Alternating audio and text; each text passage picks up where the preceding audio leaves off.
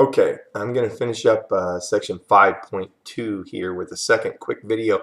In this video, I'm going to work on problems 48, and then I'm going to work on 52, and I'll close up by looking at problem 61. So again, all the problems in the second half of section 5.8 are dependent upon the fact that we've read through our properties of integration that come in the section. Make sure that if, again, you haven't read those properties, you take a second, push pause on the video, go back and review those properties. They are going to be tantamount to us moving forward in this class and successfully completing the chapter 5 and all the later chapters having to deal with integration as well. So in problem 48, you're given two integrals and asked to find a third integral. And the key to problem 48 is remembering that an integral can be broken up into more than one integral. We have a property that says if you integrate from a to b, some function f of x, well, that integral from a to b of f of x dx, that's going to equal a number. It's a definite integral. It's going to equal a value. And we have thought about that. We have thought about that through the week that we've been looking at integration as perhaps having something to do with area. So if you visualize that as, say, just a rectangle, maybe our shape is as simple as a rectangle sitting in the first quadrant. Maybe it starts it at 2 and ends at 12 and it's 3 high. So we have a rectangle in the first quadrant. It starts at 2, it goes to 12, and its height is 3. So it looks something, something like this. This is what it looks like. Well, we can think about the top of that rectangle as being a function. It is a function. It's y equals 3. So that is the integral, if you want to think about it, that is the integral from 2 to 12 of 3 dx. We can rewrite the area under here. The area is the integral from 2 to 12 of 3 dx. That's a factually true statement. Well, if it's the integral from 2 to 12 of 3 dx, we can make it, if we want to make it a little bit more interesting, we can make it two integrals. We could split that rectangle up into two rectangles. Maybe the rectangle goes from 2 to 8. And so if we decided to split the rectangle up into two rectangles at 8, we could rewrite the area. We could say, well, you know what? The total area is the integral from 2 to 8 of 3 dx plus the integral from 8 to 12 of 3 dx. So those two expressions for the area are equivalent. The area of that rectangle is 30, its base is 10, its height is 3. So both of those expressions equal 30. So they equal each other. And that's a key property to integrals that we're going to utilize throughout the rest of this chapter and later on in the text as well. The idea that we can break an integral up into pieces. Well, if you look at the problem you're given, you're told the integral from 1 to 5 of f of x dx is 12. But the integral from 5 to 4 of f of x dx is 3.6. So there's a couple of ideas we're going to have to bring into play here on problem 48. So we're going to think about this in terms of area. Again, just like we have, we're going to think about this as the integral from 1 to 5 of f of x dx being the area under a curve, if you'll go there. And we're going to call that 12. But then your author says, well, you know what? The part between 5 and 4 is positive 3.6. Well, there's something else we have to bring into play here. Now, that's the integral between 5 and 4 of f of x dx, which is positive 3.6. But we have that property of integration that says if you flip the bounds, if you turn the bounds upside down, then you introduce a negative value in, or a negative factor in your answer. So that means if we're given the integral from 5 to 4 is 3.6, what we know is the integral from 4 to 5 of f of x dx is negative 3.6. Negative 3.6. When we flip the bounds, we introduce a negative sign. So if we go back to our original problem, we know the area from 1 to 5, the total area from 1 to 5 is 12. We're asked to find the area from 1 to 4. So we're going to write this as an equation. We're going to say, well, the integral from 1 to 5 of f of x dx is equal to the integral from 1 to 4 of f of x dx. It's equal to that piece that starts at 1 and ends at 4 plus the piece that starts at 4 and ends at 5 of f of x dx. So we're going to re-express this integral as two integrals. And now we have an equation and we know two of the three values. We know the very first value, the integral from 1 to 5 of f of x dx is 12. We know the integral from 4 to 5 of f of x dx is negative 3.6. So if we plug those in, this turns out to be 12 equals the integral from 1 to 4 of f of x dx minus 3.6. Minus 3.6. Because we can just substitute in the known values. Now move the 3.6 over and you get your answer. You get the fact that the integral from 1 to 4 of f of x dx is 15.6. So that's problem 48. Problem 52 asks us to show that the integral from 0 to 1 of the square root of 1 plus x squared is smaller than the integral from 0 to 1 of 1 plus x. How do we do that? Well, we use a property of integration that says if one function is smaller than another, then the integral of the smaller function is going to be less than the integral of the larger function. It's property 7 in your textbook. So what do we know? Well, we just start building a chain of inequalities. For example, we're working between 0 and 1. Don't forget that this is between 0 and 1.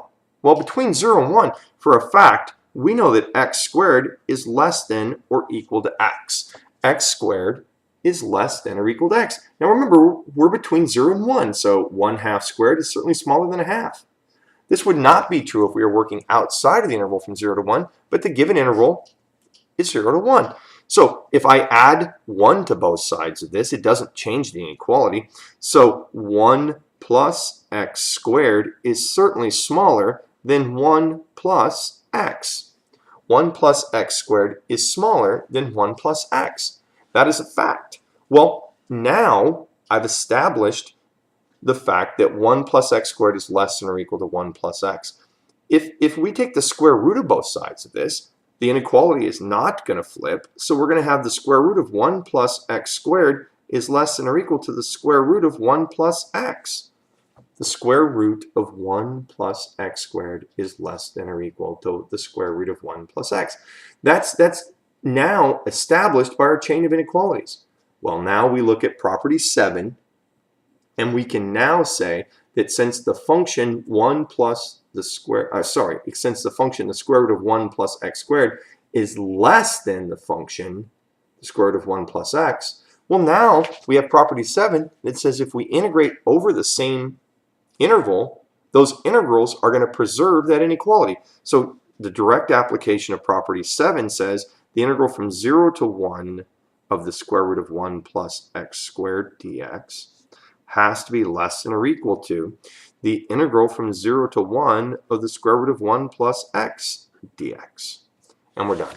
That's it. We just used the property, but first we have to establish that the functions have that relationship. All right, so that's problem 52, and I'll finish by taking a look at problem 61.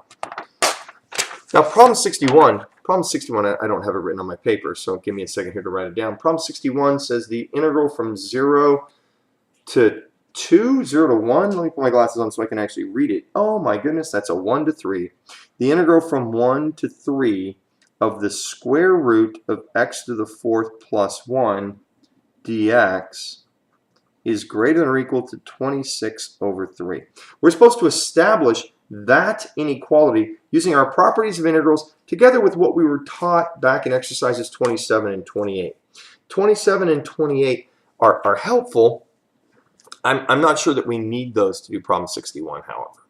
So we're going to work problem 61 in a manner similar to what we did with problem number 52. we're gonna try to establish that this integral is bigger than 26 over 3. Okay, bigger than 26 over 3. Now, how are we going to do that? Well, we're going to start with the claim that x to the 4th plus 1 is greater than or equal to x to the 4th. Now, I don't think that takes a lot of really advanced thinking to believe if I add 1, I'm going to get a value bigger than if I don't add 1. So x to the 4th is greater than or equal to, x to the 4th plus 1 is greater than or equal to x to the 4th. Now, if I take the square root of both sides, why am I doing that? Well, because the function has a square root in the problem. So now I have the square root of x to the 4th plus 1 is greater than or equal to the square root of x to the 4th. Well, the square root of x to the 4th is x squared.